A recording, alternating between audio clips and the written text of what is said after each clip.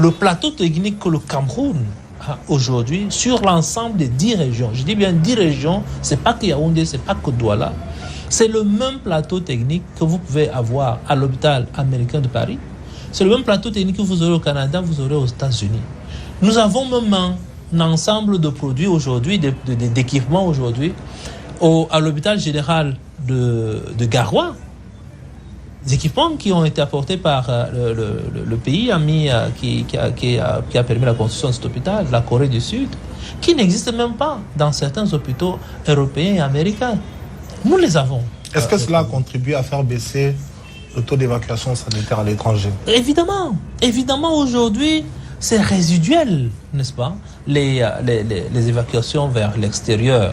Nous privilégions plutôt l'évacuation en interne. Vous êtes à Mawa, vous avez besoin d'une évacuation, on vous évacue à l'hôpital général de Douala.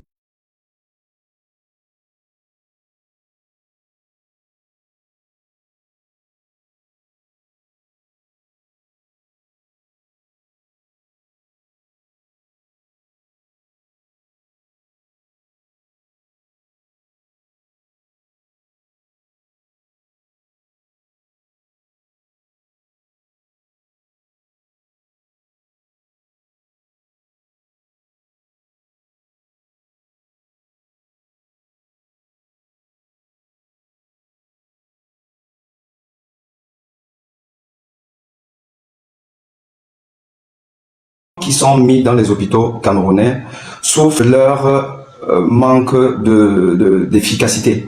Ce sont des équipements essentiellement qui sont de bas de gamme, il faut le dire, dans la plupart du temps. Je prends un exemple précis qui est celui du scanner. Les scanners qui sont inaugurés à grande pompe par le ministère de la Santé, par le ministre de la Santé, sont en général des scanners de 8, 16, exceptionnellement 64 barrettes. Le barrette, c'est quoi? Le barrette, c'est un peu, pour donner un peu une image, c'est la capacité d'un appareil à faire des tranches de saucisson. Vous avez un saucisson, et dans ce saucisson, vous avez besoin de rechercher un asticot qui a 1 centimètre. Si vous prenez un appareil qui découpe que des tranches de 2 centimètres ou de 3 centimètres, la probabilité d'avoir l'asticot est plus faible que si vous avez un appareil qui découpe 0,5 centimètres. C'est-à-dire que moins que la dimension même de l'asticot. Et donc, aujourd'hui dans le monde, et même dans les hôpitaux privés, les structures privées au Cameroun, vous trouvez les 64 et 128 barrets. Il faut avoir 64 au moins, voire 128 barrets pour être efficace en termes diagnostiques. Et ces scanners qui sont inaugurés à grande pompe ont officiellement coûté le prix des 128 barrets. Parce qu'avec le système de Mercurial, il faut dire, on est dans la prévarication et le détournement des fonds publics. Pour faire simple, au Cameroun, le parc d'équipement du Cameroun aujourd'hui aurait acheté 3-4 fois plus d'équipements. Et si on veut rester dans la qualité, aurait acheté des équipements de dernier cri pour permettre des diagnostics les plus importants.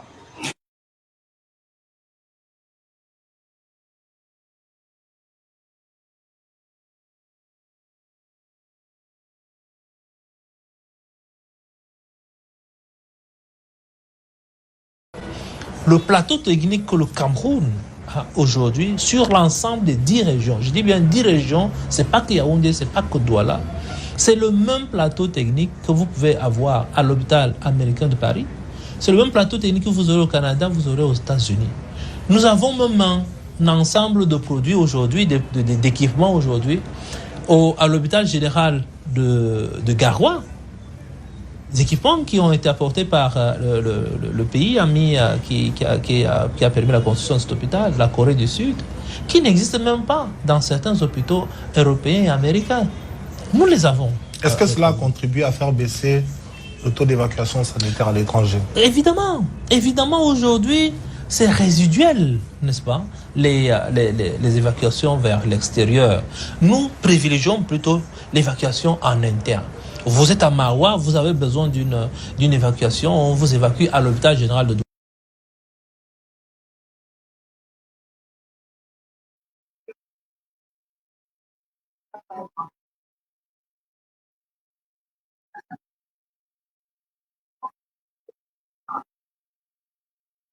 Bonjour tout le monde.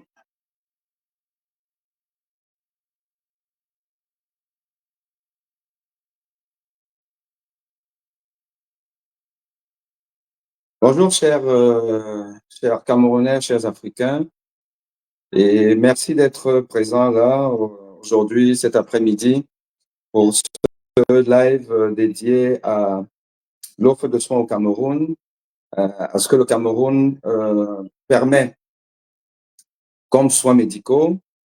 Et nous allons un peu décortiquer les déclarations du ministre de la Santé publique du Cameroun ces derniers jours. Il a donné une interview à la chaîne maison du RDPC, la CRTV, et ensuite il est passé tout à l'heure à Canal 2 dans l'invité de la semaine pour vanter les mérites de l'offre de soins au Cameroun, de l'hôpital camerounais et de ce que au Cameroun, on se soignerait même mieux que partout dans le monde. Oui, parce que M. Manaouda Malachi nous a fait comprendre que le Cameroun a des équipements médicaux qui n'existent même pas à l'hôpital américain de Paris, aux États-Unis ou au Canada, et que ces correspondants dans ces pays occidentaux se sont étonnés de la qualité de l'équipement qu'on trouve à l'hôpital du Cameroun. Et par exemple, à l'hôpital de Garoua, je crois l'hôpital référent de Garoua, qui a été, donc des équipements qui ont été offerts par leur partenaire, je crois, de la Corée, Corée du Sud, et que ces équipements-là, les Américains n'ont pas ça, les Européens n'ont pas ça, l'hôpital américain de Paris n'a pas ça, le Canada n'a pas ça, mais on trouve ça au Cameroun. Bon, évidemment, quand on lit les commentaires des internautes qui sont des humains, qui sont des Camerounais, voilà, quand on lit les commentaires, je pense que nous conviendrons que l'essentiel de ces commentaires, je dirais 99% des Camerounais considèrent que ce ministre est un rigolo. Voilà. Voilà un peu ce qui ressort de l'aperçu qu'on peut avoir du ressenti des Camerounais. De dire qu'au Cameroun, on se soigne mieux qu'en France, qu'aux États-Unis, qu'au Canada et partout ailleurs, parce que on sait que la qualité de soins dépend pour beaucoup, j'ai envie de dire pour l'essentiel, de la qualité des équipements. Oui, parce que la médecine aujourd'hui, elle est assez technique, elle est faite de beaucoup d'imagerie. Voilà, parce que le corps humain est complexe. Le corps humain est si complexe qu'il faut aller dans les méandres de ce corps. Il faut aller dans les endroits les plus cachés de ce corps en termes de morphologie, mais aussi même en termes de fonctionnement. Il faut aller dans l'intimité du fonctionnement du corps humain pour pouvoir en déceler les clés pour ouvrir la porte d'entrée de l'organisme. Or, il y a plusieurs clés parce que le corps humain, c'est un labyrinthe. Vous avez la clé principale et quand vous entrez, vous avez plusieurs portes à ouvrir pour aller au fin fond de l'intimité de ce corps humain et trouver la réponse à la question de savoir pourquoi la personne est malade, de quoi elle souffre. C'est un peu comme les poupées russes. C'est un peu comme les montagnes russes. Quand vous pensez que vous avez la solution, l'évolution de la maladie vous renseigne sur ce que non, vous n'avez pas encore la solution. Il faut encore chercher. Et si la médecine a connu des bons, si l'espérance de vie a reculé, c'est-à-dire qu'on vit de plus en plus vieux et de plus en plus en meilleure santé étant vieux, si on le fait, c'est parce que la médecine a connu des progrès. Et la médecine a connu des progrès parce que la recherche médicale a connu des progrès. On ne peut pas dissocier le soin à la recherche. Et on sait que la recherche demande des préalables, des prérequis. Il faut des hommes amoureux de la recherche pour s'y impliquer. Il faut des moyens pour faire de la recherche. C'est-à-dire qu'il faut investir pour faire de la recherche. Laquelle recherche va adresser des questions précises sur comment je fais pour mieux faire des diagnostics. Ce que je ne savais pas diagnostiquer hier, je dois pouvoir le diagnostiquer aujourd'hui et faire davantage demain. Ça, c'est la recherche médicale qui nous le permet.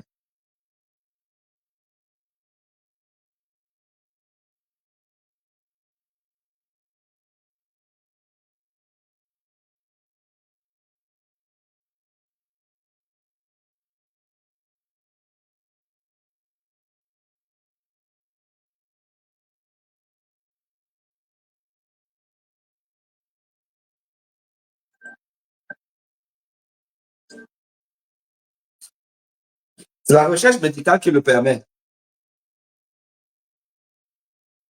Donc, il faut investir pour ça. Et une fois qu'on a investi, qu'on a des chercheurs qui sont des médecins ou des scientifiques des sciences apparentées à la médecine, les biologistes, les radiologues, les chimistes, les mathématiciens et autres, vont donc associer leurs efforts pour arriver à répondre aux besoins du corps humain. Bon. Et donc, on va donc créer des outils diagnostiques qui vont permettre de mieux soigner les malades. Et évidemment, celui qui investit de l'argent dans la promotion, dans la recherche des outils diagnostiques plus performants, tels que, par exemple, le scanner que vous connaissez, l'IRM, le PET scan, les enregistrements des événements de longue durée,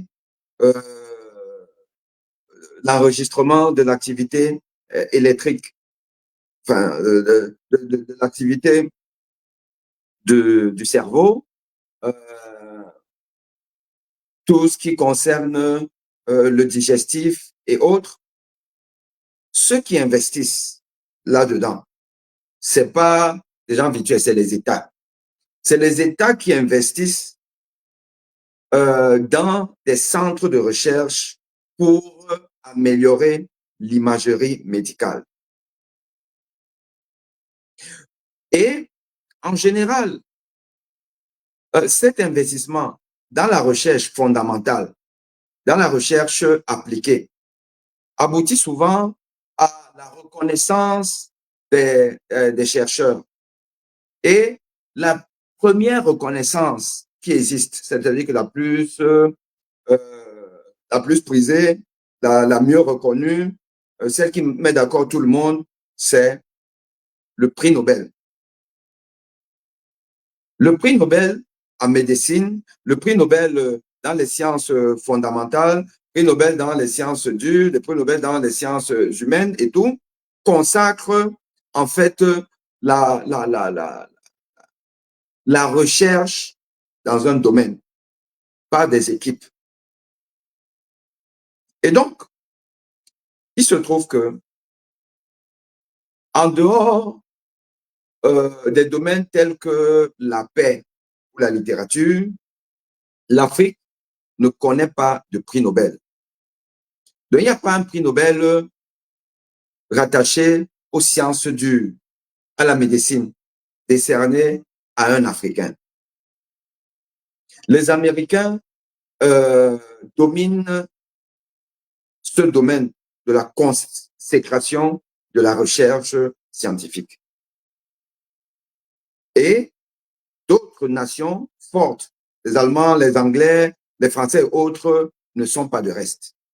Mais toujours est-il dit que l'Occident a monopolisé la recherche scientifique et les dividendes de la recherche scientifique. Ce qui veut dire que le produit de cette recherche, en termes d'équipement, se trouve dans ces pays. Et aussi dans les pays qui ont beaucoup de moyens, beaucoup d'argent pour pouvoir acheter ce qui a été pensé et produit par les entreprises de cette grande nation.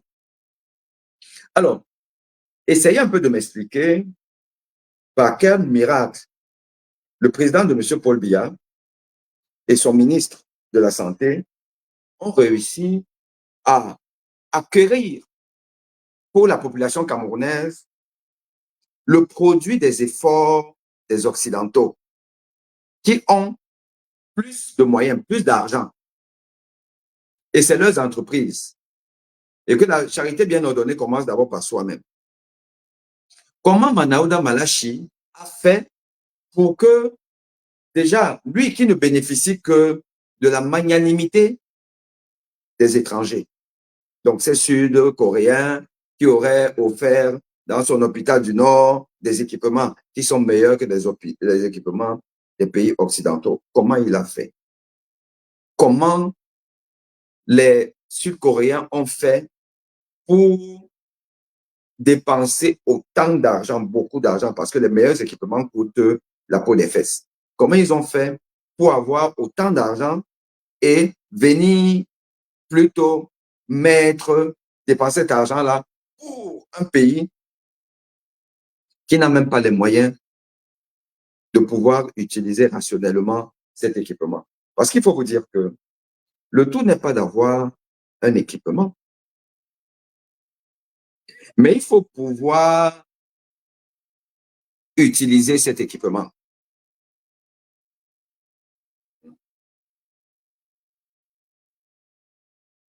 Il faut pouvoir utiliser cet équipement. Oui, bonjour. Oui, vous êtes là? D'accord.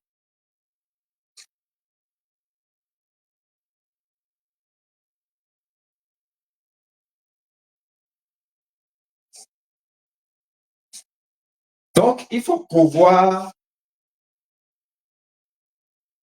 utiliser un équipement.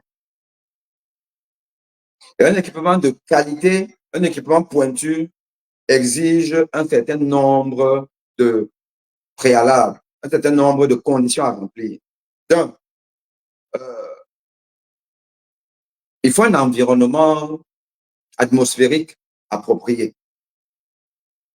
Les équipements fabriqués par les Occidentaux sont adaptés à un environnement qui est l'environnement occidental. Pas forcément adapté à un environnement de température, le climat, la poussière et autres de l'Afrique. Ça, c'est ce qu'on oublie souvent. Et c'est pour cette raison que, vous voyez par exemple les véhicules, les voitures, se gâtent plus facilement, ont besoin de plus de réparation en Afrique qu'en Europe. Des gens n'ouvrent même pas leur capot en Europe pour mettre l'eau, l'huile tous les jours comme on le fait en Afrique. Parce que l'environnement n'est pas celui-là. L'environnement du Cameroun, le nord du Cameroun, par exemple, un environnement où il fait excessivement chaud, il y a du vent, il y a de la poussière qui circule, laquelle poussière va aller dans les équipements et enfreindre le bon fonctionnement de l'équipement. Surtout quand ce n'est pas nettoyé, et on sait que nettoyer, c'est pas la chose la plus facile chez nous. Donc, vous avez un entretien qui n'est pas efficient. Et si vous ajoutez à ça le fait que la maintenance est quelque chose qui relève de l'impossible au Cameroun. Les hôpitaux camerounais ne savent pas ce que c'est que la maintenance.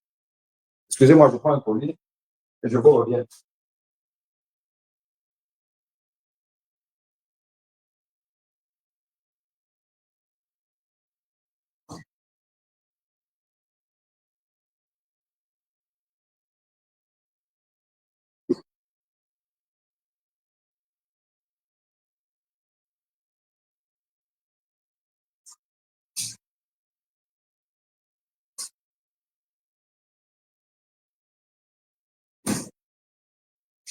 Les hôpitaux camerounais ne savent pas ce que c'est que la maintenance.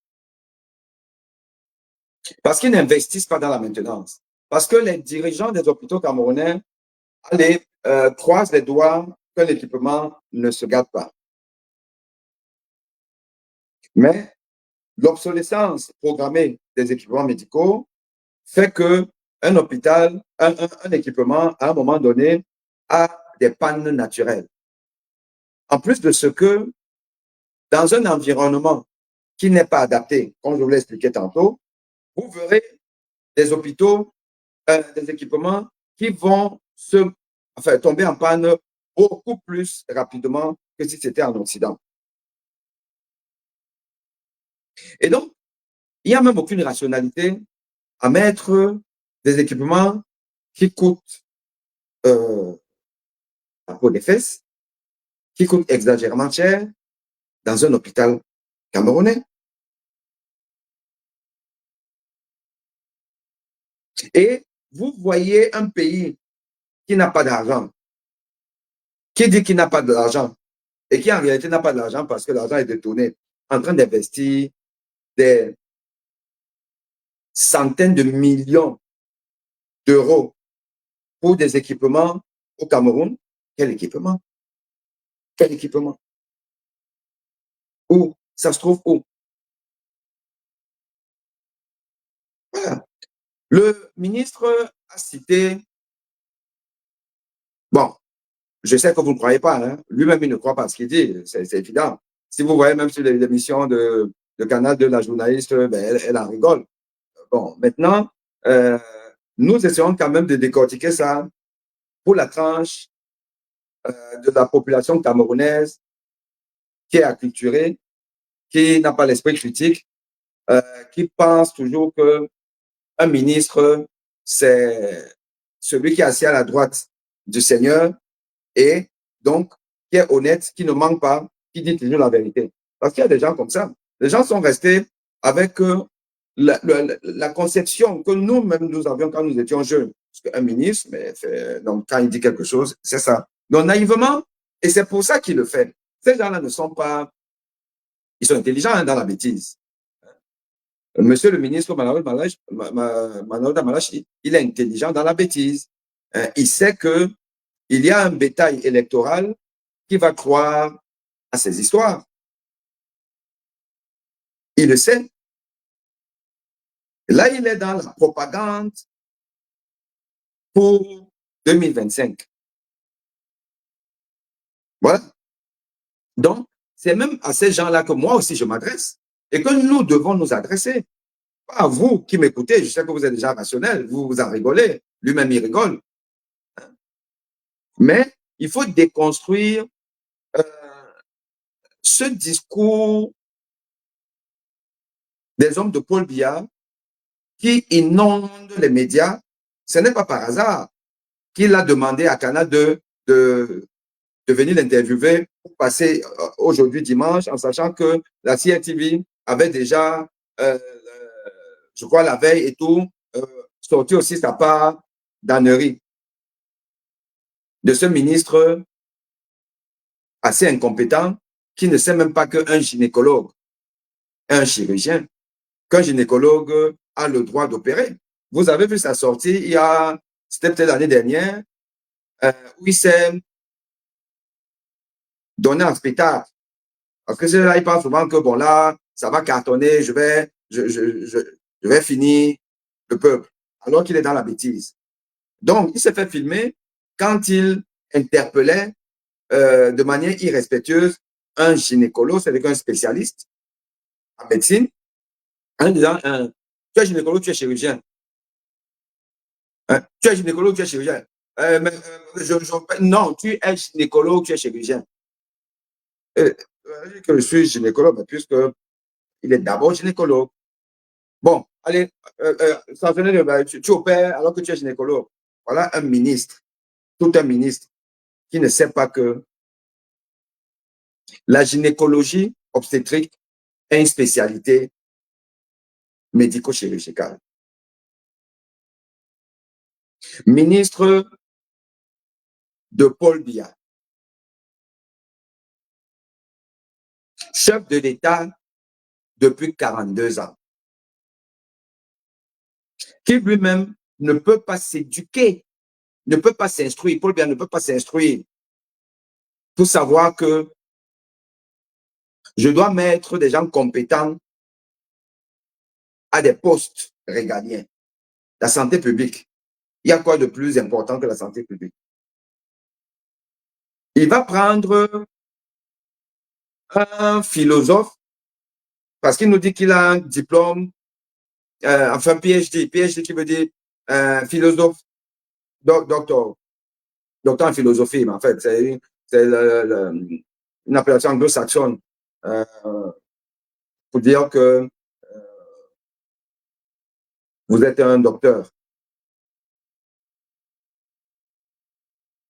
Il va prendre donc quelqu'un qui va écrire devant son nom chaque fois docteur.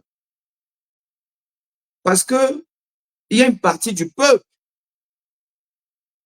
qui pense que le fait d'avoir DR devant ton nom, ça veut dire que tu es docteur. Et en général, quand on dit docteur, on pense à la médecine. Et en plus, quand on te nomme ministre de la Santé et tu as DR devant toi, ça veut dire que tu es médecin. Et le Malachi s'est lui-même pris à rêver qu'il est devenu docteur en médecine, au point de jouer au docteur en allant dans un hôpital où on lui montre les radios. Je vais un peu retrouver ça. Si je peux retrouver et vous montrer. Malachi joue au docteur.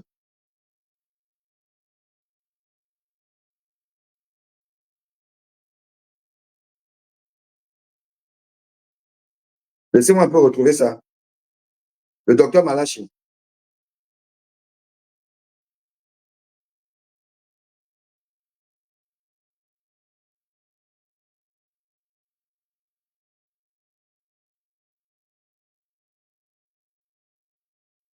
Le docteur Malachi Manaouda, docteur en médecine, radiologue, qui se met à regarder les radios comme s'il comprenait quelque chose. Dans un esprit de fémania qui ne dit pas son nom. Un ministre féman. Un ministre féman.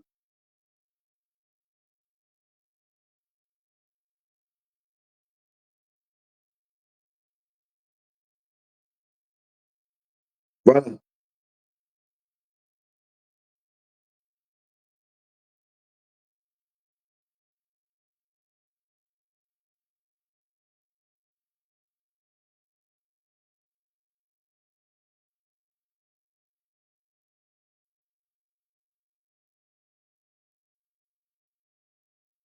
Je vais vous montrer.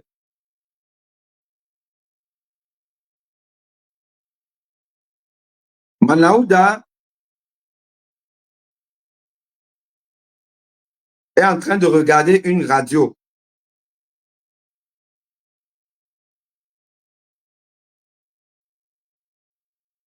Manaouda Malachi, il regarde une radio pulmonaire. Enfin, une radio, trois radios pulmonaires, radio. Euh, il faut que je regarde, c'était même radio quoi? Non, non, voilà. Je crois que c'était une radio d'un membre de l'os, Manaouda. Et il est en train de regarder hein, attentivement. Vous voyez un médecin, là, je ne sais pas quel médecin c'est, ou c'est le médecin chef de l'hôpital, ou c'est quoi, qui lui montre la radio. Voilà. Et Manaouda Malachi, le philosophe, depuis quand la philosophie a des aptitudes en médecine? Manaouda Malachi, le philosophe, donc, regarde une radio, il est concentré, comme vous voyez là, il regarde une radio. Le même prend à partie un gynécologue en lui demandant tu es gynécologue ou tu es. Hein?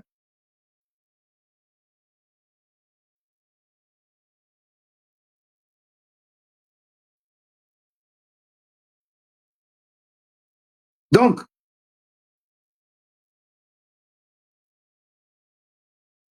avec ça, comment vous ne voulez pas que le Camerounais lambda, qui ne comprend rien à rien, qui n'a que la CRTV qui l'écoute, ne croit pas aux inepties de Manaouda Malachi, que le Cameroun, c'est le pays le mieux développé en santé publique. Hein? Magasin Olomo qui me dit un PhD qui n'est référencé dans aucune université au monde. Tous ses camarades de l'université sont morts juste après sa nomination.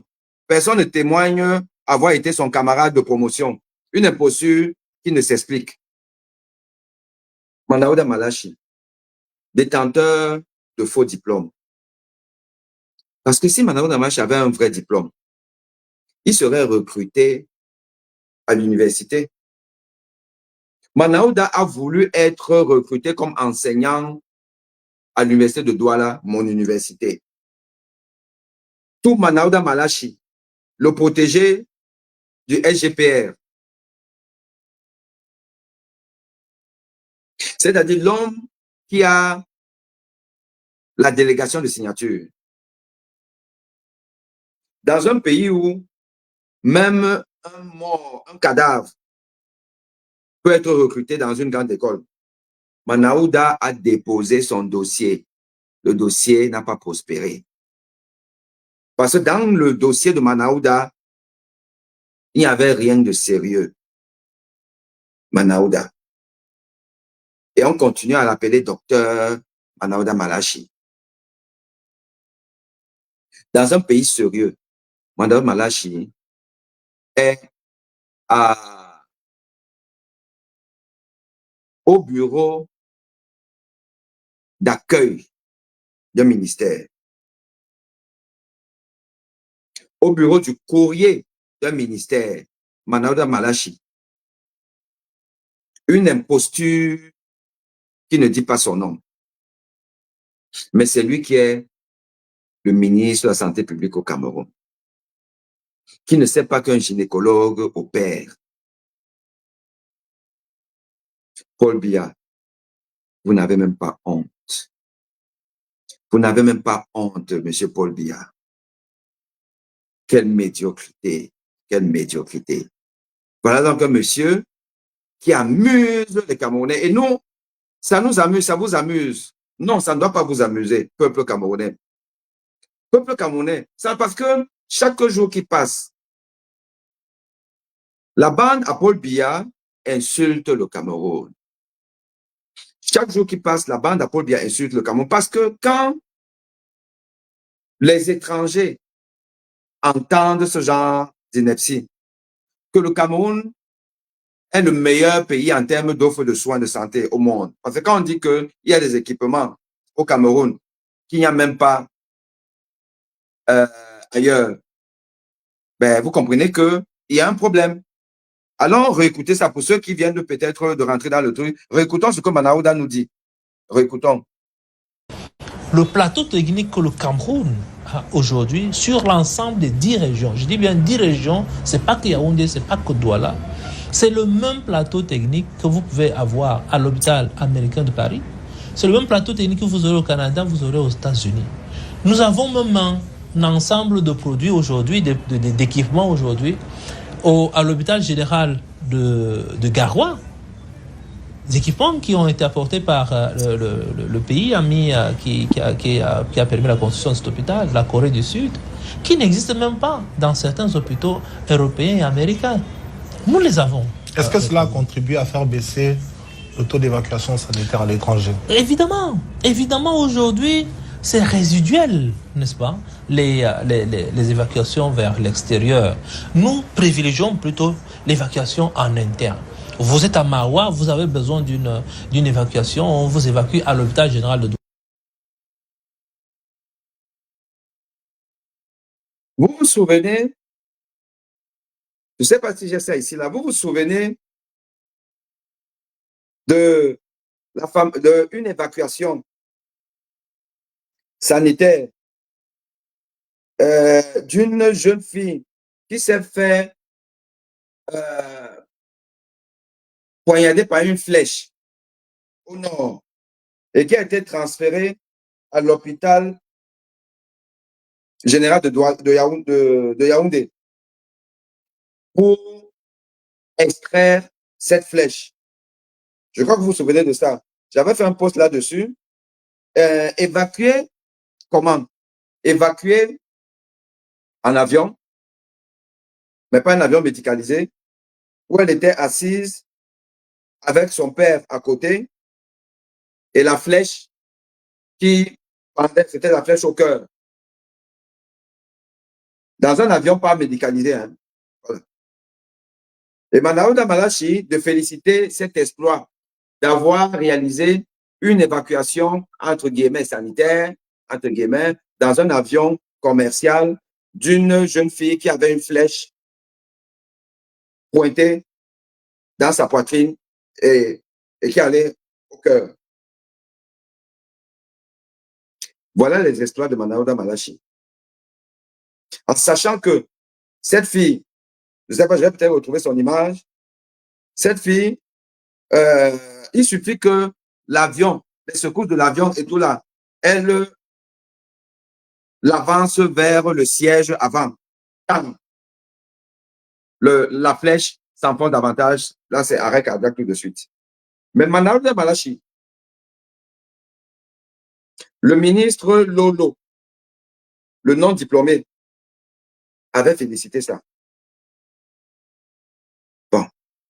Donc, quand on dit qu'on a une offre de soins efficiente, l'offre de soins, c'est, comme je vous ai dit, l'équipement, la structure hospitalière, bien construite, adaptée, l'équipement, le personnel médical, de l'accueil, l'aide-soignante, l'infirmière, le médecin, les spécialistes, les techniciens, tout le monde doit être au top niveau. Manaouda Malachi nous dit donc qu'il y a des équipements terribles à l'hôpital général de Garoua, qu'il n'y a même pas en Occident. OK. Donc les Blancs fabriquent des équipements, ils fabriquent, mais ils ne peuvent pas avoir ça dans les hôpitaux. Mais ça se trouve à l'hôpital général de Garoua. Je ne dis même pas Douala ou Yaoundé, Garoua. Et qui travaillent là-bas. Est-ce que vous connaissez les spécialistes dans différents domaines de la médecine qui sont à Garoua et qui n'y a pas à Douala et à Yaoundé? Les meilleurs spécialistes que Manaouda Malachi a envoyés à Garoua, il a laissé Douala et Yaoundé. Vous en connaissez. Pourquoi ces équipements ne sont non pas à Douala et à Yaoundé, mais ça se trouve à Garoua? Pour faire quoi? Pour soigner qui? En sachant que les évacuations continuent quand même à se faire à Yaoundé et à Douala. Puisque je vous ai parlé de cette fille qui est là-bas au nord, je ne sais pas où c'était, où ça, même à Garoua, ou à Ngaoundéré, où elle a eu une flèche au cœur. C'est à Yaoundé qu'elle a été évacuée, dans des conditions villageoises. Hein? Je ne sais pas si je vais retrouver ça et tout, je vous montrerai. Donc, vous comprenez que ce monsieur, c'est un menteur patenté. Un ministre qui ment, qui a des équipements que ses hôpitaux sont équipés. Je mets au défi M. Manaouda Malachi de me citer un seul hôpital du Cameroun. Je mets Manaouda Malachi au défi de me montrer un seul hôpital du Cameroun dans le service de cardiologie a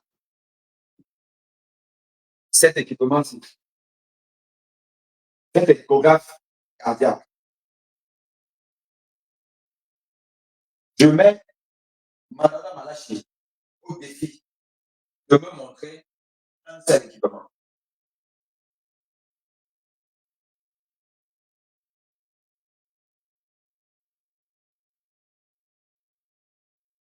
Je vais vous montrer quelque chose.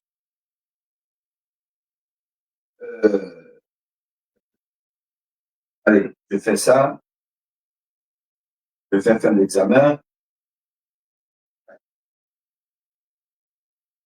Je vais faire l'examen. Comment je fais pour sortir d'ici? Bon, allez. Parce que cet équipement que vous voyez là, voilà. Cet échographe, je vais vous rapprocher un tout petit peu. Cet échographe, vous voyez la marque. Je crois que vous la voyez là. Tac. Vous voyez, Vivide S70N. Je demande à Manaouda de me dire si un seul de ces hôpitaux au Cameroun est équipé de cette gamme d'échographes. Un General Electric qui est l'entrée du haut de gamme, qui fait tout en cardiologie. La plupart, si ce n'est tous les échographes des hôpitaux publics au Cameroun, où l'État a donc investi de l'argent, acheté, font le classique, ce qu'on appelle le TM, le time movement, le bidimensionnel, plus le Doppler classique, Doppler pulsé, Doppler continu. Voilà. Je ne sais pas, et ça, je vais m'instruire. Si Manaouda Malachi a mis dans les hôpitaux camerounais des échographes qui vous font le 3D, la 3 dimensions, qui vous font la 4 dimensions, avec la reconstruction du cœur, où vous avez l'impression d'être à l'intérieur du cœur. Aujourd'hui, quand on veut faire certaines opérations du cœur, par exemple, aller à l'intérieur du cœur pour occlure l'auricule, des patients qui font peut-être des AVC, itératifs sont même sous anticoagulants, mais ils continuent à faire des AVC parce qu'il y a des caillots de sang dans un endroit à l'intérieur qu'on appelle l'auricule. La cardiologie moderne aujourd'hui, c'est qu'on va à l'intérieur du cœur et on va, disons, coudre ce récessus, ce petit sac à l'intérieur. On va boucher ça pour que les caillots qui sont susceptibles d'être à l'intérieur là-bas ne sortent pas pour continuer à les emboliser les patients. C'est que l'occlusion de l'auricule, entre autres. Mais il faut avoir de l'imagerie multidimensionnelle. Donc, les hôpitaux aujourd'hui qui sont débordés, aujourd'hui travaillent avec des structures privées, des cabinets privés en aval pour faire certains bilans. Vous avez par exemple la valve mitrale qui est malade. Il faut savoir quelle est la partie de la valve mitrale. On parle de P1, P2, P3, A1, A2, A3. Donc, c'est des compartiments de la valve mitrale qui s'ouvrent. Quelle est celle qui est malade qu'on doit aller réparer? Il faut faire une échographie en 3D, une imagerie en 3D pour faire la reconstruction et savoir cet appareil-ci fait ça. Je ne suis qu'en structure privée, cabinet privé, qui appartient au professeur Boni. Ça n'appartient à personne d'autre. En dehors de mon activité hospitalière. Mais dans mon cabinet privé, je fais des examens de très haut niveau, dont les chirurgiens ont besoin avant d'aller opérer, exactement comme à l'hôpital. Et ça, c'est pas que je suis particulièrement, je sais pas trop, extraterrestre, non. Vous avez beaucoup de médecins qui ont leur cabinet privé, qui ont investi dans ce genre d'équipement. Et comment vous investissez?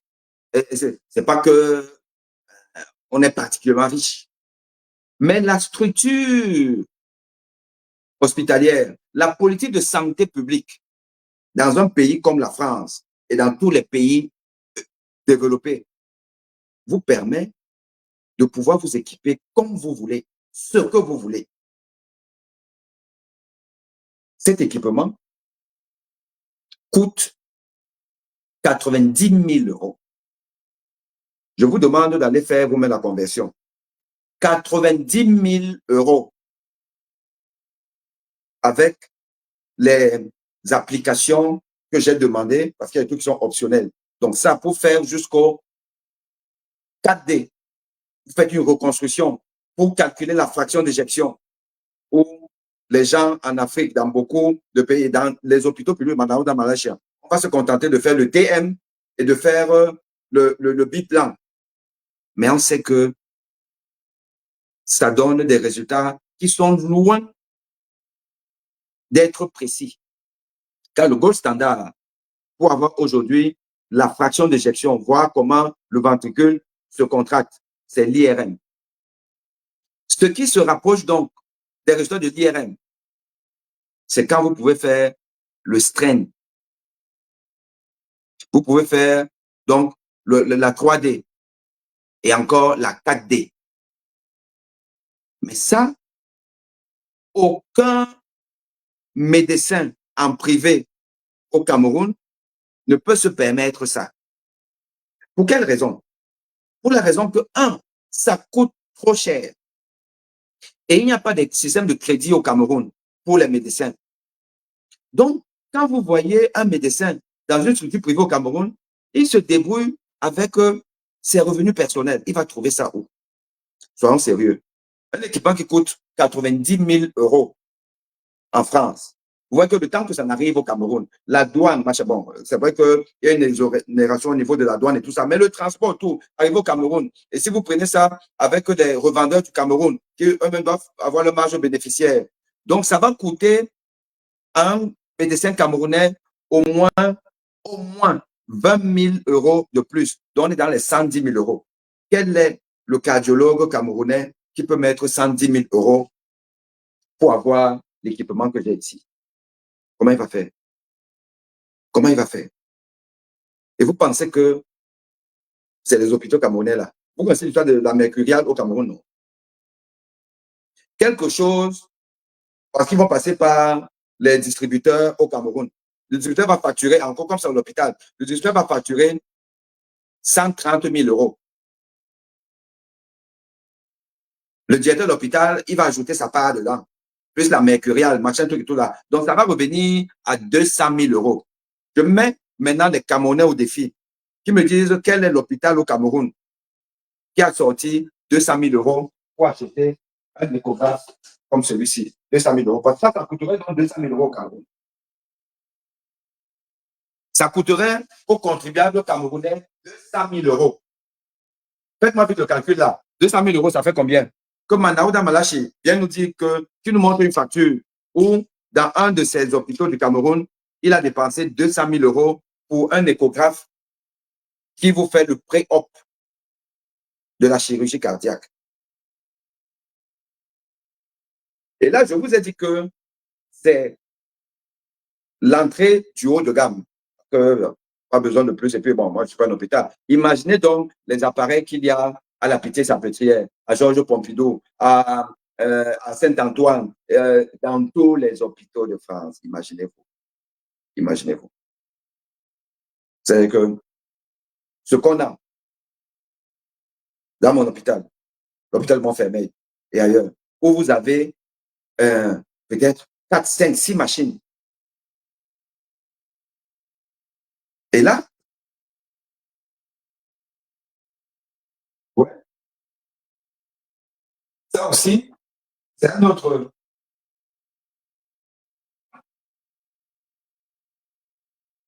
échographe. Ça, c'est un autre échographe.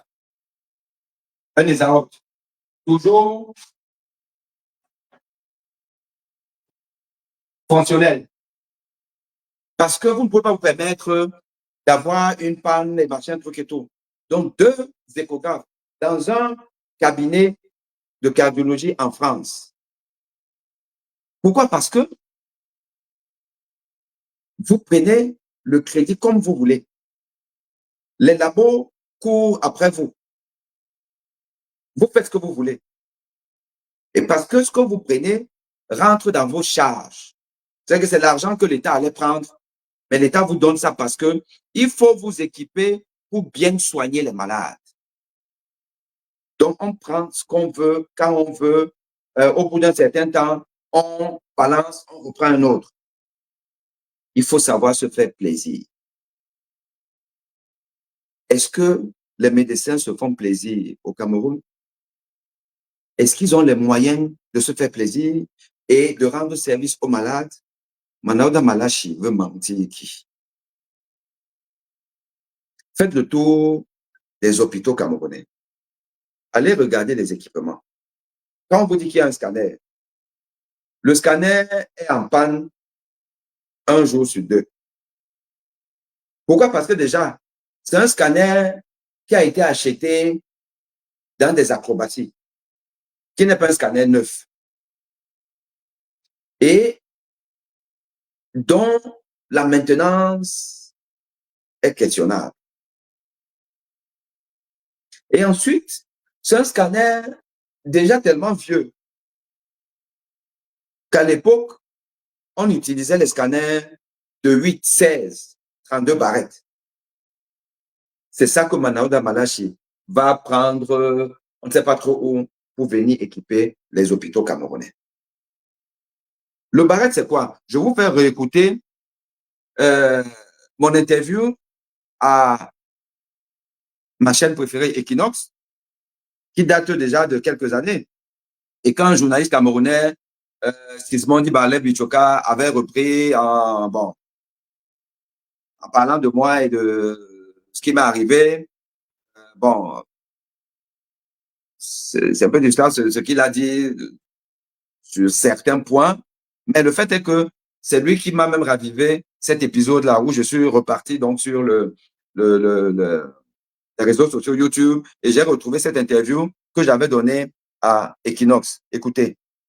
Ils sont mis dans les hôpitaux camerounais, sauf leur manque d'efficacité. Ce sont des équipements essentiellement qui sont de bas de gamme, il faut le dire, dans la plupart du temps. Je prends un exemple précis qui est celui du scanner. Les scanners qui sont inaugurés à grande pompe par le ministère de la Santé, par le ministre de la Santé, sont en général des scanners de 8, 16, exceptionnellement 64 barrettes.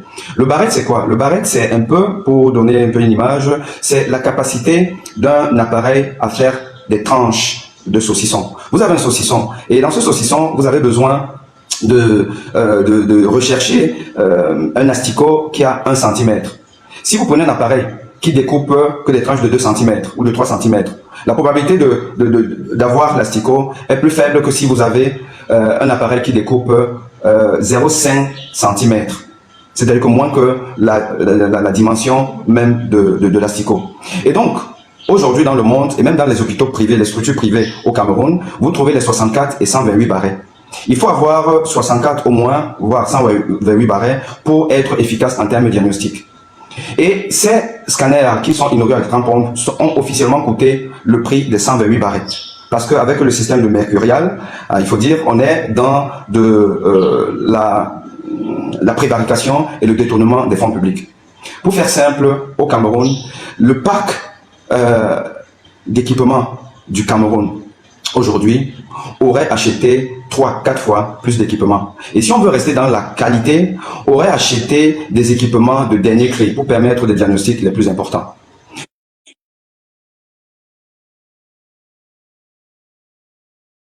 Ok, vous avez écouté. Il y a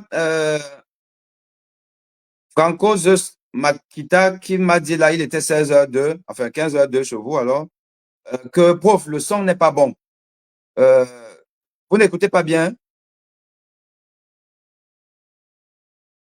Le son n'est pas bon? Dites-moi, écrivez quelque chose. Est-ce que vous ne m'entendez pas?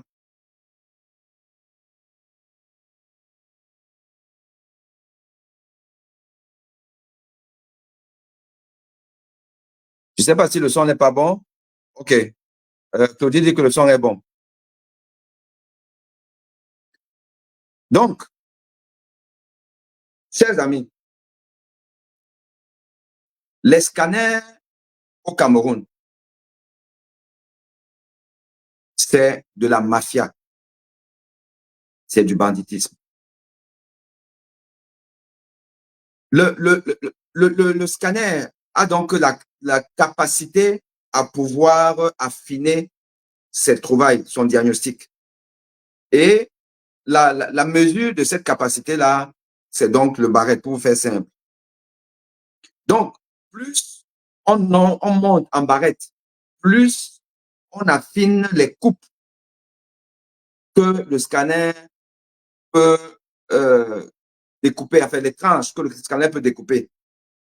Et plus on coupe de manière fine, plus on trouve à l'intérieur quelque chose, la chose qu'on cherche. Je dis encore, autant je vous ai parlé de l'échographe cardiaque, on peut parler des autres échographes, où je dis que comme Manaouda me montre un hôpital général de référence du Cameroun, où lui, il a mis un appareil qui coûte en France 90 000 euros et qui, ramené au Cameroun, serait au minimum à 110 000 euros. Et avec la mercuriale et le vol, le banditisme qu'on leur connaît, que ça lui est revenu à 200 000 euros, comme Manaouda Malachi nous montre. Parce qu'à un moment donné, il faut acculer ces menteurs. Et ça, ce n'est pas les journalistes ne savent pas faire le travail. On interview, on a l'impression que l'interview au Cameroun, c'est qu'on te tend le micro et tu racontes ce que tu veux raconter. Mais c'est quoi ça, Lille? Hein? Lille, c'est quoi ça? C'est ça toujours. Quand vous ne respectez pas vos aînés, vous ne respectez pas les sommités de votre pays. Hein? Tu n'as pas eu le courage de venir vers moi pour me dire que, oh, je dois interviewer le ministre. Voilà la question que je vais lui poser. Je dis quoi? Comment je rebondis et tout. C'est le travail d'un journaliste. C'est le travail d'un journaliste de s'appuyer sur des experts dans un domaine pour ne pas aller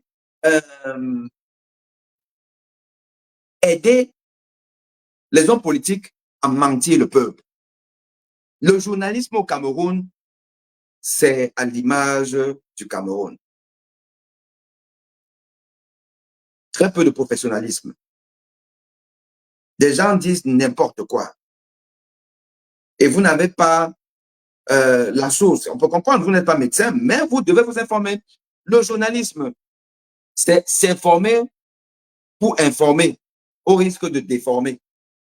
Et là, vous permettez à un ministre bonimenteur, un Feman sans diplôme, de venir mentir une partie du peuple camerounais acculturé. Une interview, vous avez vu comment certains journalistes, et je prends Ruta Elkref de BFM, je prends David Poujadas, LCI, comment ils ont interviewé Raoul, le professeur Raoul. Ils ont mis professeur Raoul en difficulté parce que les gars connaissent leur dossier. Un journaliste, le journalisme, ce n'est pas le journaliste Lolo du Cameroun. Le journalisme, bon, il y a des journalistes qui sont compétents au Cameroun, hein, je ne me permettais pas de dire que, voilà. Mais les journalistes sont tellement fins. Donc, ils sont obligés de raqueter à gauche, à droite. Ils n'ont même pas le temps d'apprendre, de lire, de s'instruire, de se documenter. Quand on va interviewer un ministre de la Santé, on sait que c'est un ministre menteur. Mais on passe une semaine à potasser, à potasser. Et on sollicite, parce qu'un journaliste a un carnet d'adresse, on sollicite pas les médecins aussi lolo, les médecins du pouvoir. On sollicite les médecins qui ont une certaine liberté d'expression. On dit que bon, je vais dire quoi? Ici, là, si m'amène ici, là, je fais comment? Je rapplique comment? Je fais comment et tout ça là? Parce que vous êtes au service d'un peuple. Mais c'était, j'ai pas le lien ici, là, je vous dirai, mais vous pouvez voir ça. L'invité de la semaine, aujourd'hui, sur Canal 2, c'était un ministre Manalda Marachi. Il racontait ses bêtises. On ne lui demande même pas que, ben, ministre, vous dites que les équipements au Cameroun aujourd'hui, on n'a pas besoin. Je m'étonne comment les gens peuvent partir à l'Europe, être évacués pour faire des scanners, pour mettre le pacemaker, pour mettre le truc là. Là, je ne dis pas que, ben, ministre, vous risquez d'être viré là demain. Ben, le premier des Camerounais, ben, il sort de 49 jours, non, de quelque part. Hein? Et que tel qu'on l'a vu là, ben, on n'a pas l'impression qu'il était juste aux Jeux Olympiques à Paris. On a l'impression qu'il sort justement hein, d'une hospitalisation bien dosée. Hein? Mais monsieur le ministre, mais dans ce cas alors, faites rapatrier le papier du Sénat. On nous dit qu'il est à l'hôpital américain. Mais vous savez, on est plus équipé que l'hôpital américain. Hein? Vous-même, vous l'avez dit. Mais comment se fait-il que tous nos gens vont finir notre argent à l'hôpital américain? Mais je demandais, l'île Piedjou. L'île Piedjou. C'est quel journalisme ça? C'est quel journalisme? Moi, je ne comprends plus rien. On comprendra encore si c'était le journaliste de la CRTV. Puisque au moins, eux, ils assument qu'ils sont du pouvoir. Ou Vision 4, ils assument, on a compris. Mais à partir du moment où Canal 2 ne veut pas assumer que eux, ils sont du pouvoir, mais faites au moins le boulot. Faites le boulot. C'est quand même incroyable. C'est une hostilité à la nation. Et je vais terminer, au moins ce premier jet pour laisser moi intervenir. C'est une hostilité à la nation que de laisser cet individu nous pomper l'air. Et vous avez vu, par exemple, son interview à la TRTV. Le portrait de Paul Biya, pas Paul Biya de maintenant, hein, quand il était encore jeune et beau. Le portrait de Paul Biya est bien, et toutes ces choses-là sont sciencées. C'est une communication politique à effet de préparer 2025. Pour dire au peuple acculturé, on vous a tout donné. Lui fait sa part. La santé, on vous a tout donné. La politique santé universelle, elle est là. On a les hôpitaux. On a même les meilleurs hôpitaux qu'en Europe. Donc, ne dites pas que vous voulez l'évacuation. Soignez-vous ici, là. Mais pendant ce temps, lui, comme son collègue d'avant, qui est allé soigner sa main en Suisse, le président de la République, tout le monde se soigne là où les hôpitaux sont moins équipés, moins bons que chez nous. Eux, ils se soignent là-bas. Nous, on se soigne ici, là. Donc, si nous laissons ces gens-là raconter ce genre de choses, nous insulter, enfin, ils nous insultent. Ils se disent que, allez, on vous emmerde. OK? On peut se permettre tout. On appelle nos journalistes, voilà, qui nous donnent juste le micro. Allez, on vous balance ça et vous n'avez rien à dire. Peuple camerounais, si vous ne vous révoltez pas, vous allez die. Vous allez die. Parce que la maladie, hein, c'est pas compliqué. La maladie, on ne manque pas la maladie.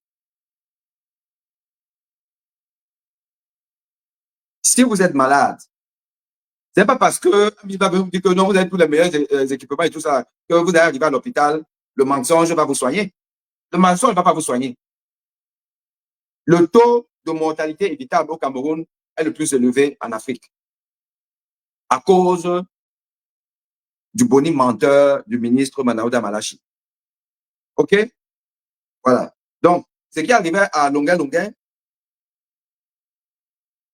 la violence avec laquelle il a été malmené, c'est la même violence avec laquelle Manaouda Malachi nous raconte ses bêtises. Et nous ne pouvons pas accepter ça. Parce que nous sommes moqués dans le monde. Nous sommes moqués.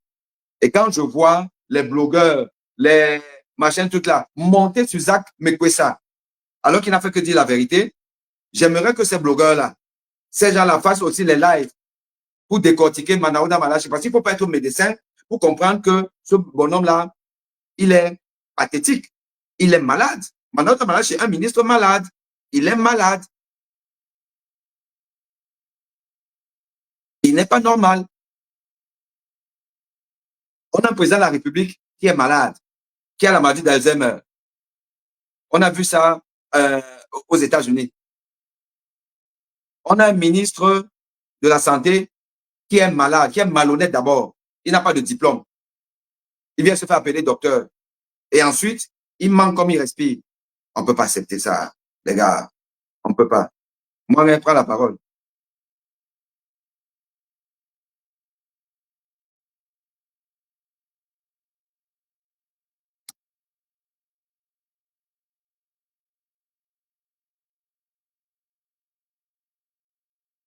Attends, pourquoi? Hey, c'est quoi ça? Je te dis que moi, je ne t'entends pas. Pourquoi? Vous m'entendez? Parce que là, moi, je ne suis pas en train de t'entendre du tout. Mais pourquoi moi, je ne t'entends pas? Qu'est-ce qui se passe avec moi? Bon, attends, hein. Si vous m'entendez, c'est ça l'essentiel. Je vais voir si je peux t'entendre en étant sur mon téléphone. C'est bizarre.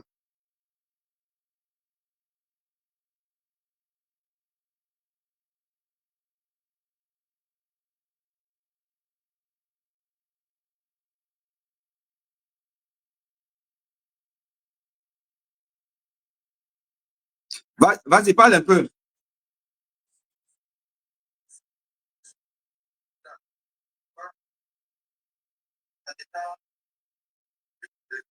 C'est bizarre.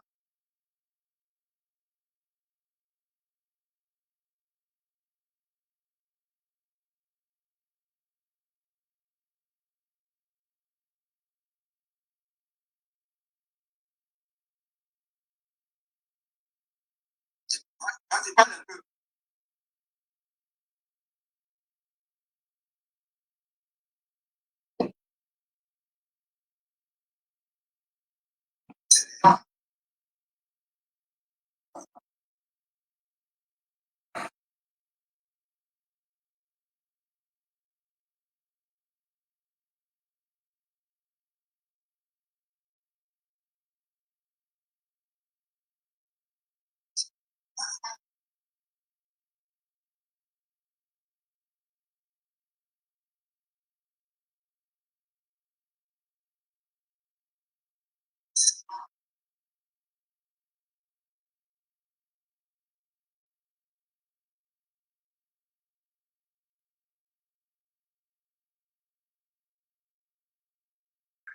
J'ai toujours entendu parler du ministre, on parle du docteur.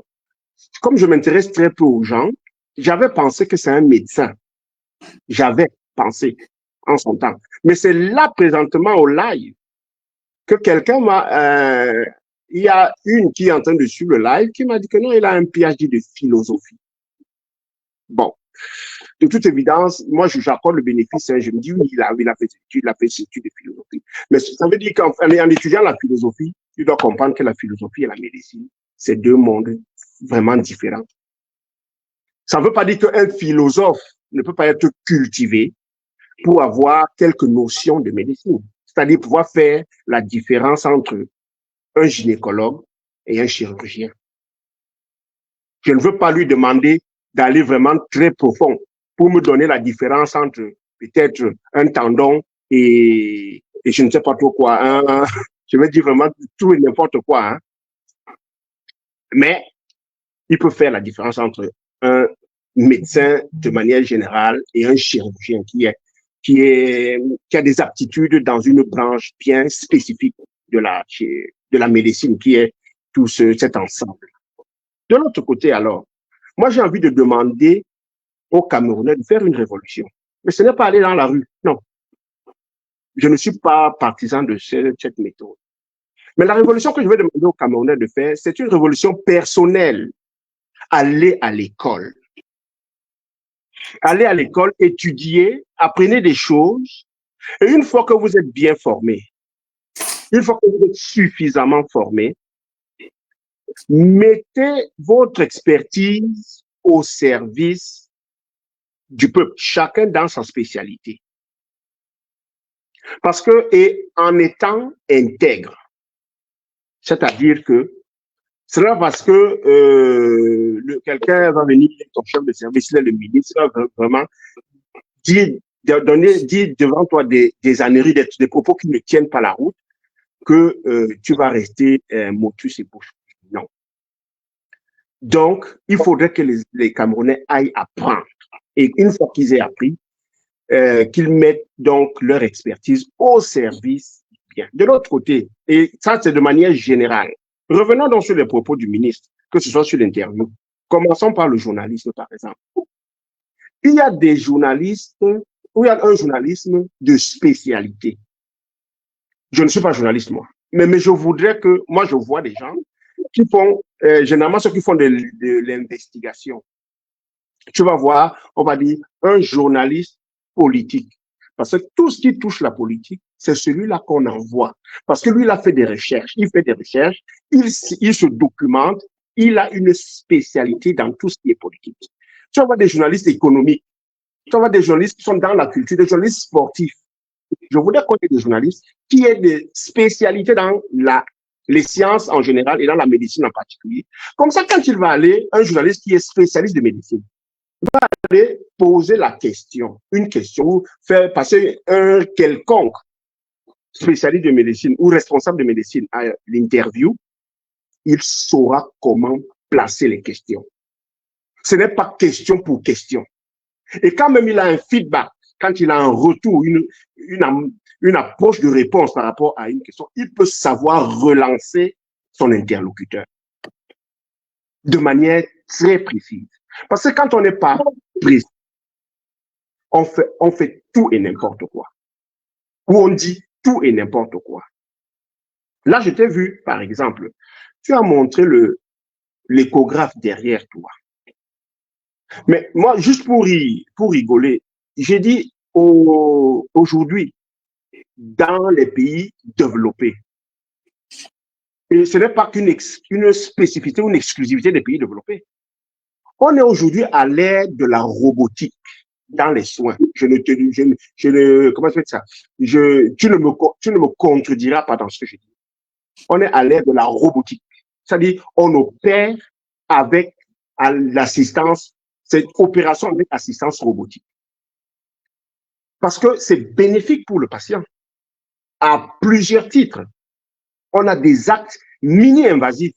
On a des gestes hyper précis. C'est-à-dire qui défient la précision humaine parce qu'on fait de l'assistance avec le robot. Pour faire une digression, quand tu parlais, je me suis dit, Peut-être que demain, le ministre va faire une autre annonce. Il va dire que les hôpitaux sont dotés des Da Vinci au Cameroun. Mais même quand on est doté du Da Vinci, je prends un exemple. Le Da Vinci, c'est le robot. Hein. Quand on est même doté, aujourd'hui, il y a des niveaux. Je crois que chez moi, nous sommes, je crois, la 3e génération du Da Vinci. Pour ne parler que de ça. Donc, ça veut dire que même avec le robot, celui qui opère aujourd'hui avec la première version, il est limité. Donc, même dans l'évolution, c'est juste pour dire que l'évolution ne s'arrête pas, elle continue. Et maintenant, une fois donc que les hôpitaux camerounais seront donc développés des appareils les plus perfectionnés qui soient, est-ce qu'on est sûr que la maintenance de ces appareils est garantie? Est-ce qu'on est sûr qu'on a un service de biomédical assez aguerri pour pouvoir assurer la maintenance de ces appareils? Parce que la maintenance d'un appareil, notamment en particulier dans le monde médical, mais dans tout appareil, un peu comme quelqu'un assure la maintenance de son véhicule. Ce n'est pas attendre que la panne se présente pour aller donc essayer de traficoter. Il faut prévenir la panne. Donc, il faut un entretien. C'est-à-dire qu'il faut une fréquence d'entretien. Or, ce genre de choses nécessite des moyens. J'ai parlé de ressources, c'est-à-dire les ressources humaines, l'intelligence. Il faut maintenant des moyens, il faut des structures. Est-ce qu'on est sûr qu'au Cameroun, on a ça? Mais moi, je voudrais qu'on ait ça. Et le jour où je pourrais être sûr qu'on a ça au Cameroun, la première des choses, j'applaudirais les 2 mains. Et je pourrais marcher dehors en bombant le torse, dire aux collègues que désormais, on ira au Cameroun. On ne verra plus les hôpitaux bateaux comme on a eu dernièrement à Douala, où la technologie est venue de Chine, logée dans un bateau, et il y a eu des milliers de Camerounais qui se sont rués vers ce bateau, alors qu'on a des hôpitaux qui sont construits, des hôpitaux de référence, dit-on. Je paraphrase le ministre. Des hôpitaux de référence hyper appropriés, hyper structurés et hyper équipés. Mais on a vu le monde, la ruée qu'il y a eu vers ce bateau médicalisé à Douala. Alors, c'est une chose et son contraire. C'est-à-dire que dans les dires, dans les déclarations, c'est une chose, mais dans les faits, on voit tout à fait le contraire. De l'autre côté, j'ai suivi un défenseur ou un militant du parti au pouvoir dans un débat sur une chaîne de télé. Je préfère taire le nom pour ne pas fâcher quiconque. Et il expliquait que le chef est parti se faire soigner à l'étranger par des Camerounais qui travaillent donc à l'étranger, donc des médecins camerounais qui travaillent à l'étranger. Et on essaie de lui demander, mais avec tout ce qu'il y a donc au Cameroun comme hôpitaux de référence, super équipés, le chef est quand même parti se faire soigner par des Camerounais à l'étranger. Et il a essayé de faire comprendre que c'est une question de confiance. Oh, j'ai failli faire une embolie pulmonaire. Parce que on peut être super bien équipé. Hein. S'il y a une crise de confiance, on ne fait pas des soins. On ne soigne pas. Je ne sais pas si je dis une bêtise. Mais c'est parce que la première chose, avant même d'arriver au côté financement de soins, la première condition, c'est d'établir une relation de confiance. Donc, s'il faut donc que les gens aillent, c'est-à-dire que les gens qui sont super bien placés, à cause d'une crise de confiance, vont se faire soigner à l'étranger, on devrait se poser des questions. qu'est-ce qu'ils ont fait pour ne pas mériter la confiance du médecin, même justement du médecin généraliste. Je ne parle pas de parler du médecin spécialiste. Qu'est-ce qui s'est passé pour qu'il y ait cette crise de confiance? On doit pouvoir se poser de bonnes questions. Donc, franchement, ça c'est juste un premier jet. Mais c'est pour dire que chez nous, il y a fort à faire. Il n'y a pas un domaine qui sauve l'autre ou qui permet au Cameroun de sauver la face. Donc, le Cameroun, c'est un vaste chantier et chacun devrait pouvoir apporter du tien. C'est ce que je peux dire pour ce premier jet. Très bien. En espérant très que bien, Gustave. Alors, l'un des volets de l'interview du ministre aujourd'hui, donc à l'invité de la semaine à Canal 2, et puis si quelqu'un a même le lien, il peut peut-être mettre ça entre le lien, parce que j'ai pas retrouvé rapidement le lien, et je pourrais montrer ça pour ceux qui n'ont pas écouté. Mais l'un des volets, c'est la couverture santé universelle. Le ministre, toujours dans ses envolées de propagande, qui nous rappelle aisément la propagande soviétique ou même du moboutisme. Voilà. Il nous a dit que la couverture santé universelle, elle est là, elle est effective, les gens se soignent, ils n'ont plus besoin d'aller ailleurs. Et que d'ailleurs, quand lui, il a dit que, écoutez, les gens dans des petits villages, donc, allez à l'hôpital de référence ou l'hôpital général de Sambelima, par exemple. Les gens refusent, ils ne veulent pas prêter, ils s'interrogent et ils comprennent que c'est parce que les gens ont l'impression que quand on entend parler d'hôpital général, telle référence, c'est que c'est cher. Alors que l'accès aux soins aujourd'hui est facilité par la couverture santé universelle. Ils se soignent à vite prix. Voilà que l'État a mis en place les moyens et tout. La couverture santé universelle, c'est-à-dire que tout le monde peut se soigner, obéit à une logique qui exige un certain nombre de conditions à mettre ensemble. C'est la rencontre entre l'hôpital et son personnel et le malade. Une rencontre facilitée. Une rencontre où il n'y a pas de barrière. Car on sait que l'une des barrières de la prise en charge des malades, c'est le fait que l'accès aux soins est coûteux. Et des gens qui n'ont pas les moyens ne peuvent donc pas aller à l'hôpital. Préfèrent aller au quartier, voir les docteurs, entre guillemets, du quartier et se soigner. Et donc, pour casser ça, il faut que l'accès soit facilité. Il faut qu'il y ait cette rencontre. Bon. Et la rencontre, c'est quoi? Ou qu'est-ce qui facilite la rencontre? En premier, c'est le fait que le malade, soit il ne sort pas de l'argent, soit il sort très peu, par le biais de ce qu'on peut appeler le tiers payant. C'est-à-dire qu'il paye juste une petite partie et le reste, c'est l'État régalien qui prend en charge. OK.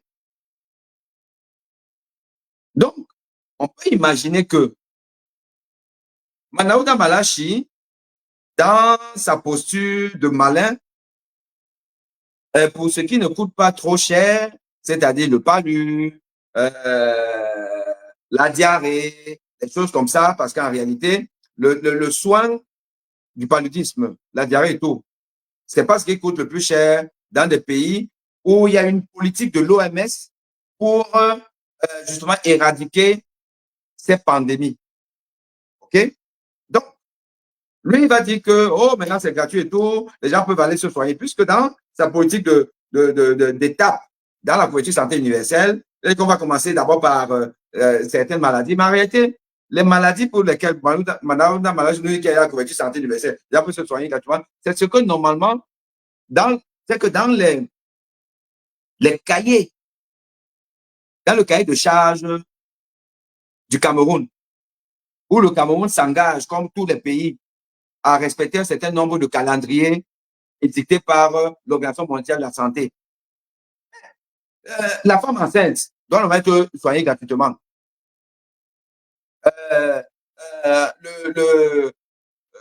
Le bébé, le palu, la tuberculose, toutes ces maladies-là qui font partie d'un package où le monde entier, parce que vous savez que l'OMS, les bailleurs de fonds, c'est les États, et les États africains cotisent très peu, on le sait, mais c'est surtout les autres qui cotisent beaucoup, plus les institutions telles que les institutions privées, les Bill Gates et tout ça là, qui financent beaucoup l'OMS. Et cet argent-là, donc, est redistribué après aux pays, les pays là qui jouent toujours aux pauvres, alors que leurs dirigeants sont les plus riches du monde. Donc, il y a des obligations. Maintenant, ce que Manaouda Malachi fait, ce qui dit que la couverture santé universelle, c'est ce que normalement, ils sont obligés de faire depuis, même avant l'histoire de la couverture santé universelle. C'est-à-dire que le peuple camerounais doit pouvoir se soigner. La femme enceinte du 3e trimestre doit pouvoir se soigner gratuitement. Le bébé doit pouvoir se soigner gratuitement. La tuberculose, le palu, comme le VIH, ceux qui ont le financement du VIH, l'accès aujourd'hui est facilité. C'est dans le même ordre d'idée que la diarrhée, les machins, tout comme ça. Donc, quand Manaouda nous parle de ça, c'est le banditisme, c'est la fémania. Bon. Et maintenant, quand il dit même ça, quand il dit ça, oui, quand tu es dans un hôpital, même, comment on appelle ça là, un CMA, centre médical d'arrondissement, n'importe où, autour là, tu dois pouvoir soigner le palu. Le palu aujourd'hui, le protocole, tu dois pouvoir te soigner. Donc, on va te soigner, mais il n'y a pas que le palu en Afrique. Il n'y a pas que les diarrhées. Il n'y a pas que ça.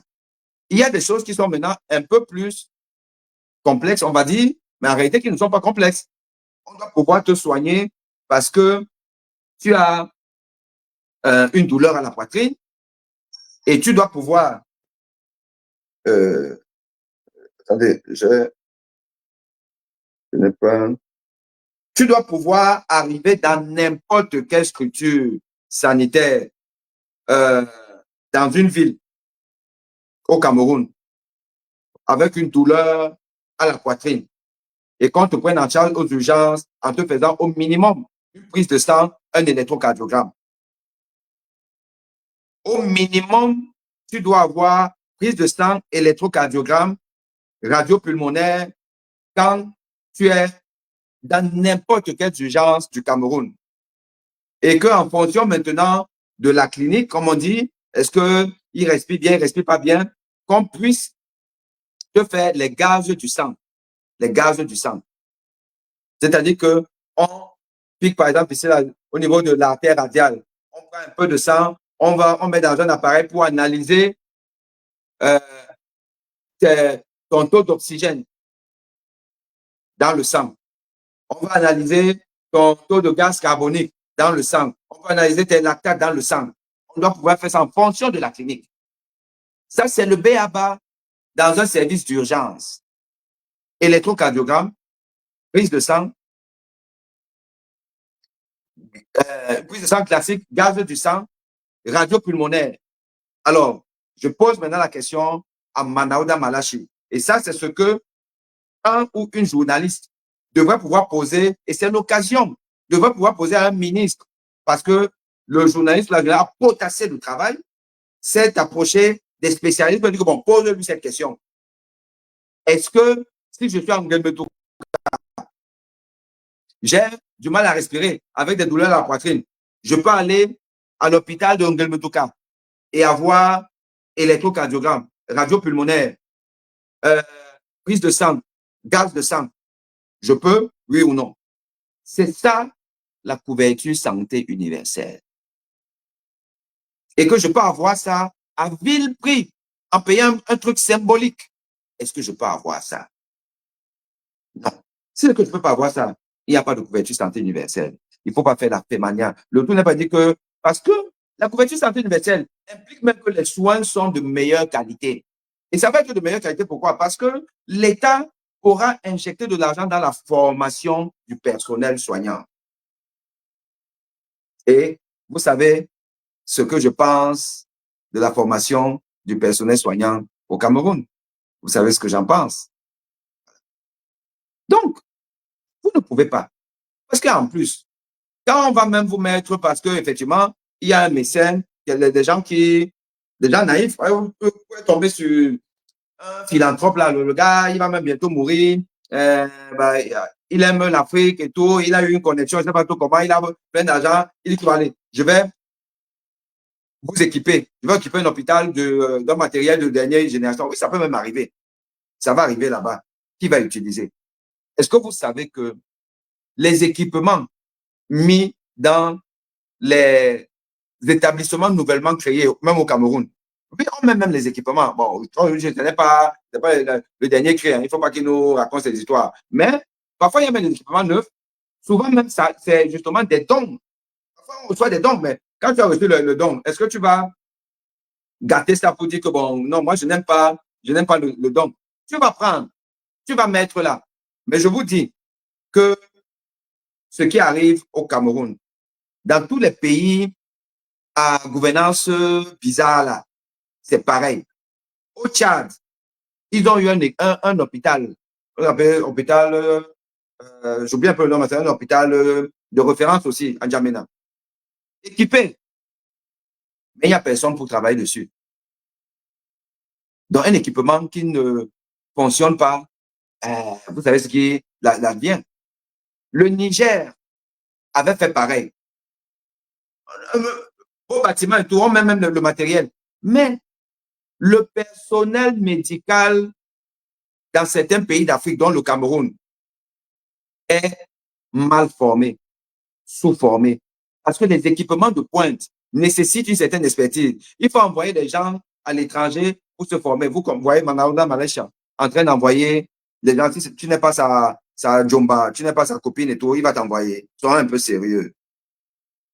Donc, en réalité, la couverture santé universelle n'est pas efficiente au Cameroun, ne le sera pas parce que, un, l'État ne met pas assez d'argent dans la formation du personnel, dans l'équipement du personnel et dans, comment je peux dire ça, le financement de ce soin. Parce que le soin a un coût.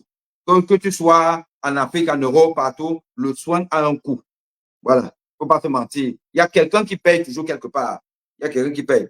Et maintenant, l'État ne paye pas parce qu'il ne finance pas suffisamment, ne met pas de l'argent. Et donc, vous allez avoir des soins à minima avec des protocoles un peu bizarres, des protocoles qui ne sont pas reconnus, même par l'OMS et tout. On va vous mettre ça là, une perfusion de tu sais pas tout ce qu'il y a à l'intérieur, les machins, tout comme ça là. Et voilà. Et donc, le malade, il ne va pas guérir. Il y aura une accalmie, il va sortir, il va rechuter, il va revenir et tout. Et finalement, le moins cher est cher, ça coûte encore plus cher. Donc, tout ça, il faut pouvoir foncer sur Manaouda, le traquer avec des questions bien précises. Tant. Et on voit comment il y a des difficultés à mentir. Parce que même mentir, là, il faut être intelligent pour mentir. Voilà. Donc, ça, c'est un peu ce que je voulais vous dire aussi un peu en aparté à propos de la couverture santé universelle.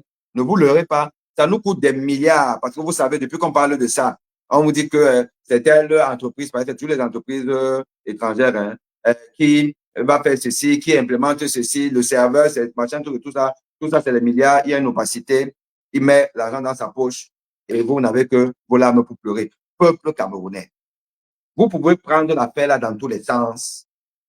Nous sommes niqués. Nous sommes niqués. Nous sommes niqués par des hommes qui ont compris que, dis donc, ça c'est le trésor.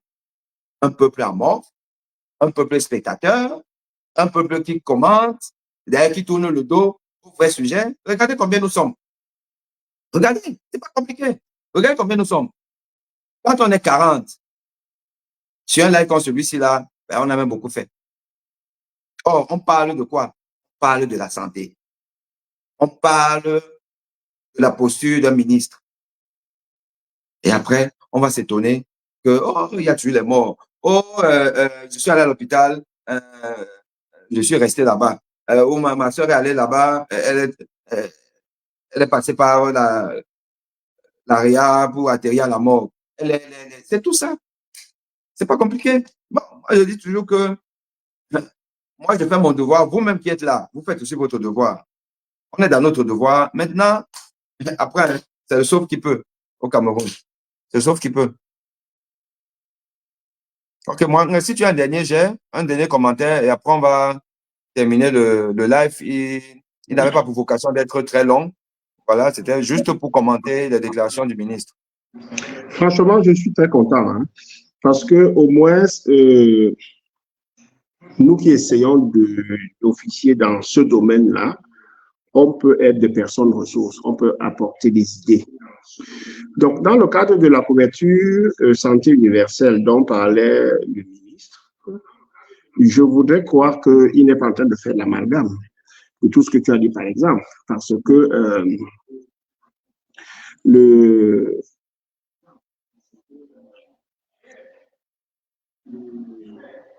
c'est-à-dire les soins comme pour éradiquer, c'est-à-dire des soins comme, je prends un exemple, hein, ceux de la femme enceinte ou bien les antirétroviraux qui sont dans une certaine mesure gratuits, qui sont inscrits dans les trucs comme le programme des programmes de l'OMS pour essayer d'éradiquer le VIH, etc., ce genre de choses.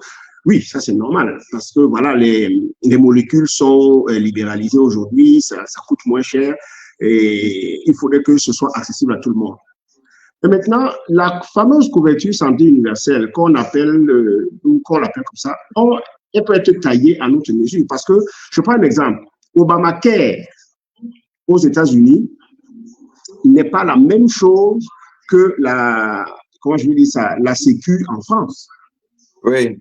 C'est-à-dire que, voilà, je ne veux pas rentrer dans les moindres détails, mais Obamacare, c'est une certaine politique qui fait en sorte que, voilà, des gens, pour que ça ne coûte pas trop cher à tout le monde, voilà, il y a des catégories les gens sont classés par catégorie dans tout cet ensemble qu'il a appelé Obamacare.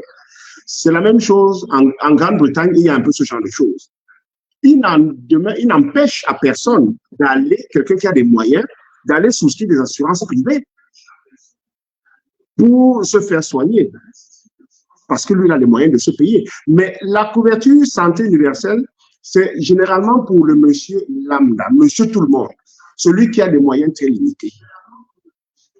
Donc, il est grand temps que ce genre de choses soit réellement implémenté au Cameroun pour qu'on essaye pour améliorer, pour vraiment dire les choses telles qu'elles sont, le B.A.B.A., hein, améliorer l'espérance de vie des Camerounais. Parce que je suis convaincu, et personne ne me dira le contraire, je suis convaincu que il y a les ressources humaines au Cameroun. Nous avons même les intelligences, parce qu'il y a des gens qui, même comme l'école est ce qu'elle est au Cameroun, il y a des gens quand même soucieux de leur formation, donc qui mettent du paquet, qui vont se former, faire des formations complémentaires pour approfondir ce qu'ils ont comme bagage. Donc, il faut juste que ceux-là puissent travailler correctement, qu'on leur donne les moyens de travailler. Ça, c'est mon point de vue. Tout à fait. Les gens devraient aussi, tous ceux qui ont déjà une première formation, devraient pouvoir s'inscrire dans une poursuite de leur formation. C'est-à-dire, on ne se limite jamais, on ne doit jamais être satisfait de ce que l'on a. On doit toujours chercher à approfondir.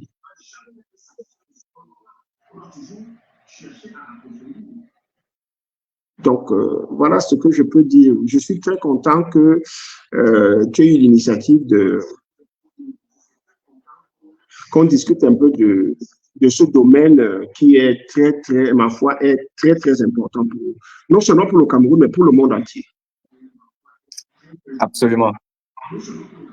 Absolument. Et merci pour ta contribution. Bon, donc là, je pense qu'on est tous d'accord que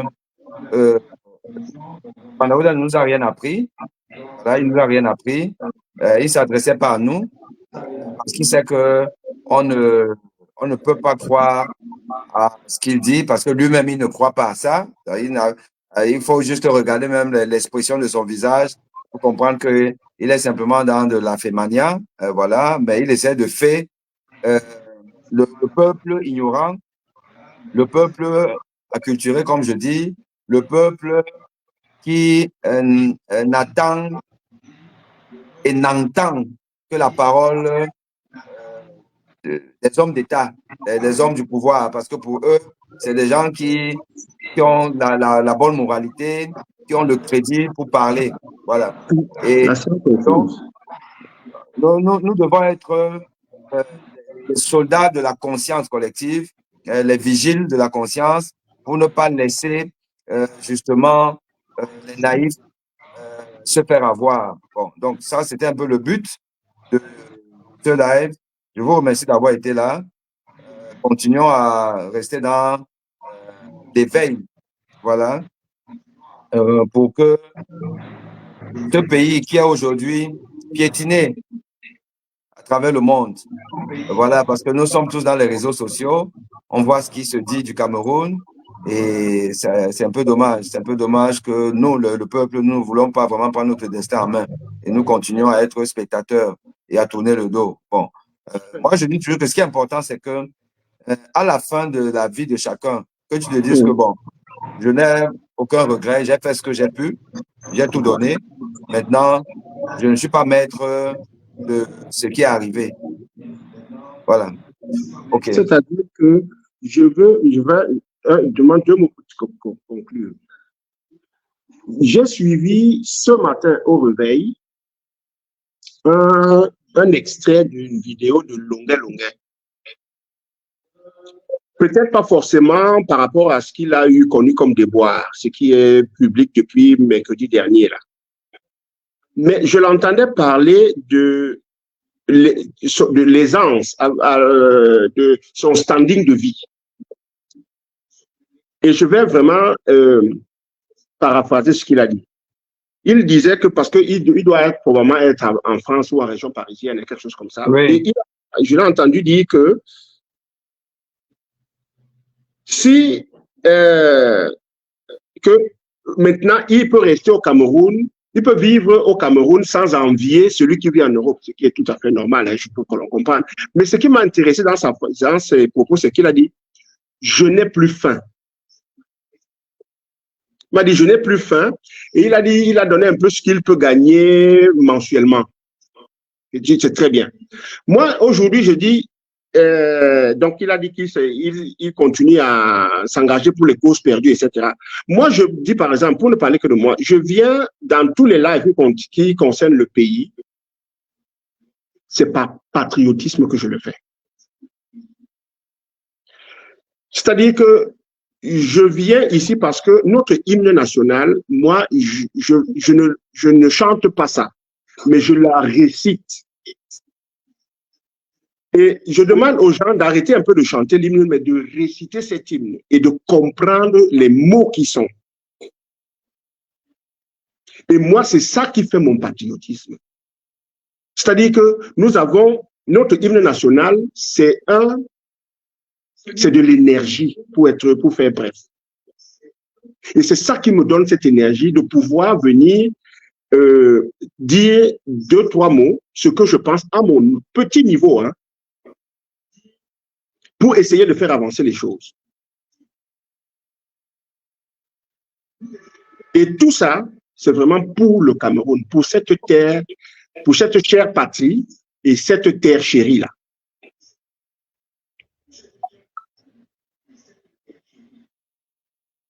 Donc, c'est ce que moi je pourrais dire. Si tout le monde peut faire comme ça, j'appelle ça le mapartisme que le professeur d'université de regretter mémoire avait parlé.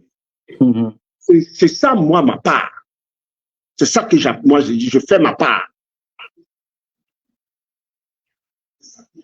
Franchement, je te remercie pour l'occasion que tu me donnes de le dire. Super. Super. Merci, Gustave. Et merci à tout le monde. Je vous souhaite donc un bon samedi, un bon week-end et que que la terre soit légère à nos ancêtres et qu'ils nous viennent en aide, parce que je pense que ils sont en colère. C'est pour ça que on voit aujourd'hui au Cameroun ce qu'on on n'aurait jamais imaginé. On n'aurait jamais imaginé avoir autant d'incompétence et de méchanceté à la tête du Cameroun. C'est-à-dire que c'est extraordinaire. Autant le peuple camerounais, c'est un peuple compétent. On le voit à travers le monde. Quand on parle d'Africains dans le monde, quel que soit le domaine, c'est difficile qu'il y ait 5 Africains qu'on cite sans qu'il y ait un Camerounais.